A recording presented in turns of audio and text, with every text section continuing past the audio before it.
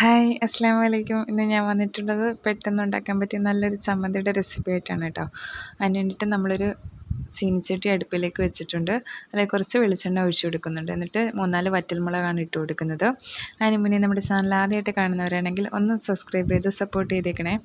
എന്നിട്ട് അത് നല്ല രീതിയിലൊന്ന് വഴറ്റിയെടുത്തിട്ട് നമ്മൾ കോരി മാറ്റുന്നുണ്ട് കേട്ടോ. എന്നിട്ട് കുറച്ച് കൊച്ചുള്ളിയാണ് ചേർത്ത് കൊടുക്കുന്നത്. ഞാനിപ്പം വളരെ കുറഞ്ഞ അളവിലാണ് ചമ്മന്തി ഉണ്ടാക്കുന്നത്, അതുകൊണ്ടാണ് കേട്ടോ കുറഞ്ഞ അളവിൽ സാധനങ്ങൾ എടുക്കുന്നത്. നിങ്ങൾ കൂട്ടിയെടുക്കുകയാണെങ്കിൽ അതനുസരിച്ച് ചേർത്ത് കൊടുക്കുക കേട്ടോ. എന്നിട്ട് ഞാൻ കുറച്ച് ഇഞ്ചിയും കൂടെ നീളത്തിൽ അരിഞ്ഞത് ചേർത്ത് കൊടുക്കുന്നുണ്ട്. പിന്നീട് കുറച്ച് കറിവേപ്പിലയും കൂടെ ചേർത്ത് കൊടുക്കുന്നുണ്ട്.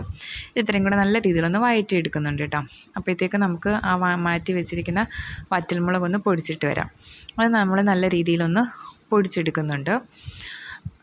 എന്നിട്ട് നമ്മൾ ആ കൊച്ചുള്ളി നല്ല രീതിയിലൊന്ന് വഴറ്റിയെടുക്കുന്നുണ്ട് കേട്ടോ. നല്ല ബ്രൗൺ കളറൊന്നും ആവണ്ട, അത്യാവശ്യം ഒന്ന് വഴണ്ടി കിട്ടുക. എന്നിട്ട് ചൂടൊക്കെ മാറിയ ശേഷം നമുക്ക് ആ എണ്ണയോടൊപ്പം തന്നെ ആ വറ്റൽമുളകിൻ്റെ കൂട്ടത്തിലിട്ട് നല്ല രീതിയിലൊന്ന് ബ്ലെൻഡ് ചെയ്തെടുക്കാവുന്നതാണ് കേട്ടോ. ആ കൂട്ടത്തിൽ കുറച്ച് ഉപ്പൂടെ ചേർത്ത് കൊടുക്കുക.